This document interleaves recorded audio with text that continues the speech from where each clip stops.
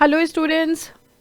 सो आज मैं यहाँ पे आपको वेलकम टू द क्लास नहीं बोलूँगी क्योंकि मैं अभी क्लास नहीं ले रही हूँ। मैं सिर्फ आज आप लोगों के साथ कुछ इंटरेक्ट करने यहाँ पर आई हूँ। आप लोगों को मेन लास्ट 7 डेज़ के टिप्स देने के लिए यहाँ पर खड़ी हूँ कि now you are left with only 7 days, तो वी शुड नो कि हमारे लास्ट मिनट टिप्स क्या होने चाहिए जिससे कि हम अपने एग्जाम में अच्छे से अच्छा परफॉर्म कर पाएँ।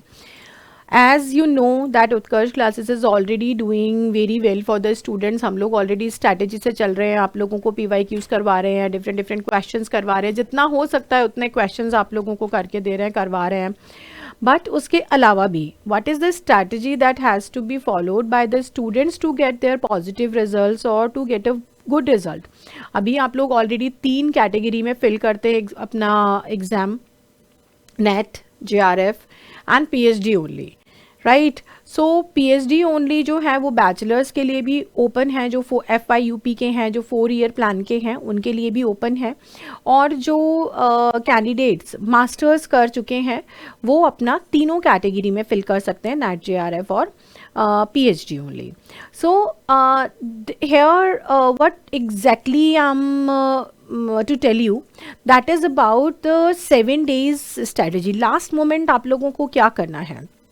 मैंने देखा कि क्लास में आज भी स्टूडेंट्स बोल रहे थे कि मैम बहुत पैनिक हो रहा है, बहुत टेंशन हो रही है, ओनली 7 डेज आर लेफ्ट, कैसे प्रिपेयर करें, कितना करें, केवल एक बुक बता दीजिए जिससे कर सकते हैं। ऐसा कुछ नहीं होता कि हम केवल एक बुक ले लें और उससे सब कुछ प्रिपेयर हो जाए। वो एक बुक होगी तो आपकी कोई ना कोई सी PYQs की होगी। अपना PYQs की बुक उठाओ, प्रीवियस ईयर क्वेश्चन पेपर्स आपको करना है। देखिए that is also not a very simple tip जो मैं एकदम से आपको बोल दूँ। मेन आपको क्या करना है, अब 7 डेज़ है तो you have to divide your study plan accordingly. सबसे पहले तो अपना डे डिवीजन कीजिए कि आपको क्या करना है, कैसे करना है। Don't go for anything which can waste your time, ठीक है। डे डिवीजन कीजिए, do not waste your time, वरना फिर टेंशन ही होगी। Do not waste your time. आपने जो भी टाइम टेबल बनाया है, जैसे भी आप चीज़ों को कर रहे हो, उन सभी चीज़ों के अंदर you need to be very specific कि आप क्या करेंगे, कैसे करेंगे। That all the things has to be very specific. तो उसमें क्या है, थर्ड आपका आ जाएगा सिलेबस डिवीजन। अपना सिलेबस डिवीजन कीजिए डे डिवीजन के साथ साथ। इसमें आप कैसे डिवाइड करोगे, paper 1 and paper 2।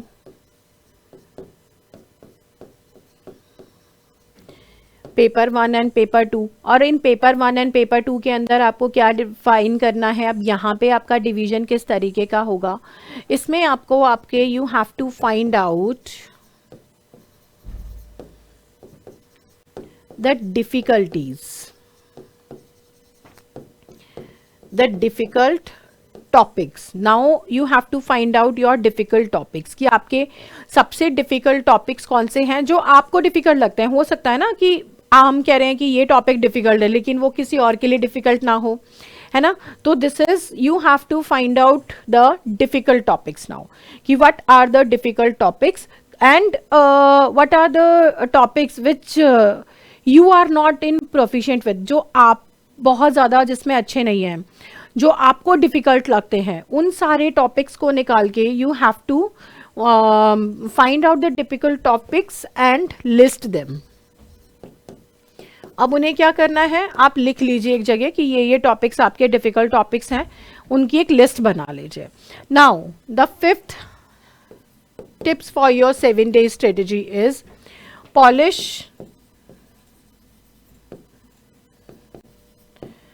the topics daily। that means revision। Daily आपको अपने एक एक टॉपिक का रिवीजन करना है। पेपर 1 पेपर 2 में जो यूनिट्स छोटी हैं उन्हें एक दिन में 2 कीजिए, जो यूनिट बड़ी हैं उसे एक दिन में चाहे 1 कीजिए, लेकिन polish your topics daily. Daily का डिवीजन वाइज अपना टॉपिक को आपको रिवाइज करना है। उसके बाद ये जो आपने 5 स्टेप्स करे हैं, अब इसमें आपको किस तरीके से आपकी प्रिपरेशंस होगी। इसमें टिप्स क्या है, टिप्स के साथ साथ इट्स लाइक कि आई शुड से रूटीन।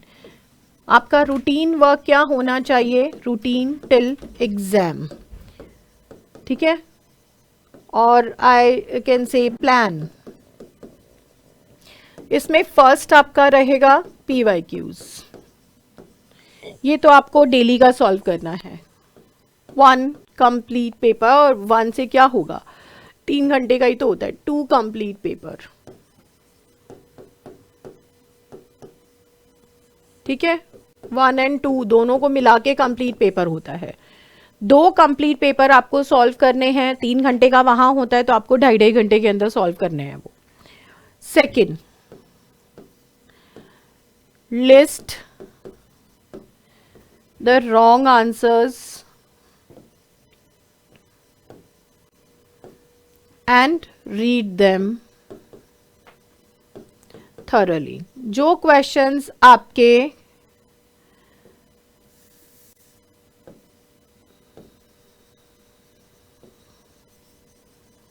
गलत हुए हैं उन क्वेश्चंस को फाइंड आउट करो कि ये क्वेश्चंस मेरे गलत हुए थे, और उन क्वेश्चंस की डिटेल को पढ़ो कि वो क्या है। कोशिश करो चाहे 2-4 वर्ड्स के अंदर, 2 लाइन के अंदर, लेकिन उसे लिख लिख के करो, जैसे कि मैं आप लोगों को PYQ से मैं चारों ऑप्शंस हमेशा सॉल्व करवाती हूँ, तो उनको थरली सॉल्व कीजिए। देन थर्ड स्टेप क्या है, read at least 5 topics from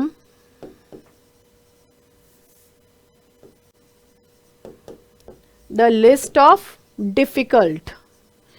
जो अब मैंने आपको पीछे कहा था कि आपके डिफिकल्ट टॉपिक्स की लिस्ट बनानी है, इस डिफिकल्ट टॉपिक की जो आपको ये लिस्ट बनाने को कहा था, उस लिस्ट में से रोज के 5 टॉपिक आपको करने हैं।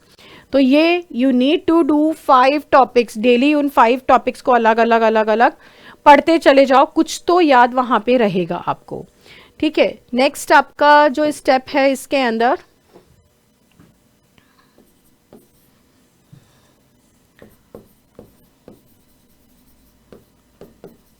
Polish the areas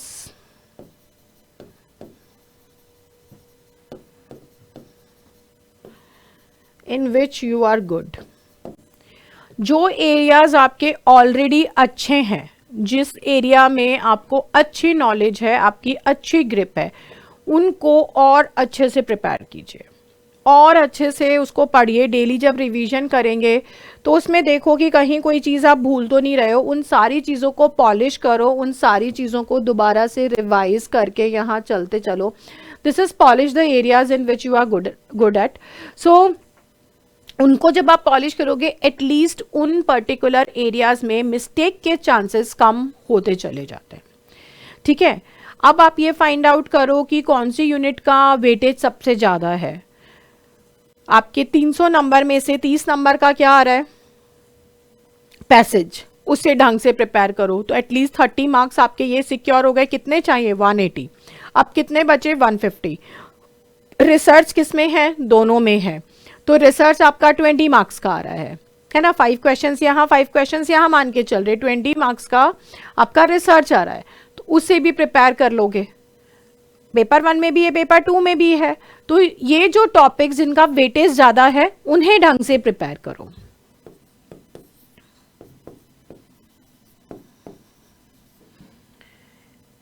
prepare well the units with higher weightage and lesser syllabuses। अब इन दोनों यूनिट के अंदर जो सिलेबस है वो सबसे कम होता है, क्योंकि आपका जो रीडिंग कॉम्प्रिहेंशन है उसका तो कोई सिलेबस ही नहीं, कहीं से भी आ जाएगा। You need only practice. And paper 2 में जो आएगा वो आपके उसी सिलेबस में से आएगा। You don't need to find out anything कि ये मेरा पैसेज आ जाएगा, ये मेरा पैसेज आ जाएगा। आप प्रिपेयर कर रहे हो, वो साथ साथ प्रिपेयर हो रहे हैं। The only thing which you need is practice. तो हायर वेटेज के 30 नंबर का तो आपका वो प्रिपेयर हो गया, 20 नंबर का आपका रिसर्च प्रिपेयर हो गया, क्योंकि दोनों में है तो काफ़ी सिलेबस यहाँ आ गया, यहाँ पे पर्टिकुलर किया और ये चीज़ें आपकी हो गई। 50 मार्क्स आपके प्रिपेयर हो गए आउट ऑफ 180, है ना, मैं हाईएस्ट लेके चल रही हूँ नेट के हिसाब से। तो अब आपके कितने बचे 130 मार्क्स। 130 मार्क्स में से आपको अगर हम जो है 30 मार्क्स के लिए हम पेपर 1 पे डिपेंड हो जाते हैं, तो 50 क्वेश्चंस आपके कहाँ से बनने चाहिए हमें, यूनिट पेपर 2 में से। पेपर 2 में से कॉम्प्रीहेंशन के बाद 50 क्वेश्चंस अगर हमें करने हैं तो हम कहाँ से करेंगे। हमने यूनिट 10th यूनिट भी ले लिया रिसर्च वाला। सो यहाँ पे आपके कितनी यूनिट बच गई है, 9 यूनिट। 9 में से अगर आप यूनिट 1 to 4 देखते हो तो सबसे ज़्यादा सिलेबस उसी में आता है, लगभग 65-70% सिलेबस वो है, और बाकी का आपका 30-35% सिलेबस है जिसमें से बाकी का क्वेश्चन आता है।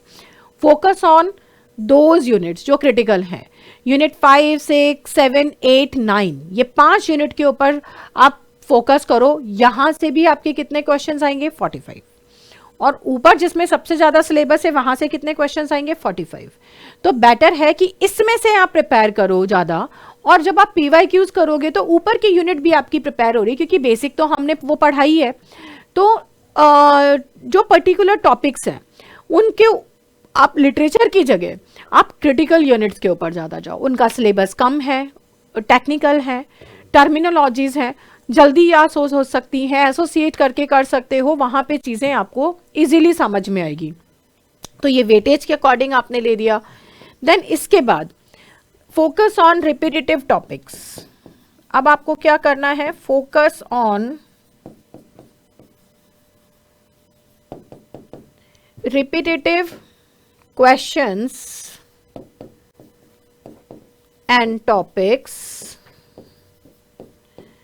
in PYQs। PYQs में जो टॉपिक राइटर या पर्टिकुलर क्वेश्चन अगर रिपीट हो रहा है उस पे फोकस करो, कि बार बार थ्योरी की यूनिट में से या क्रिटिसिज्म की यूनिट में से या ब्रिटिश में से किसी में से भी इस पर्टिकुलर राइटर पे बहुत ज़्यादा क्वेश्चन आ रहा है, इस पर्टिकुलर टर्म पे बहुत ज़्यादा क्वेश्चन आ रहा है, इस पर्टिकुलर थ्योरी पे बहुत ज़्यादा क्वेश्चन आ रहा है, उसे और अच्छे से उसके हर एक एंगल को अच्छे से याद करने की कोशिश करो।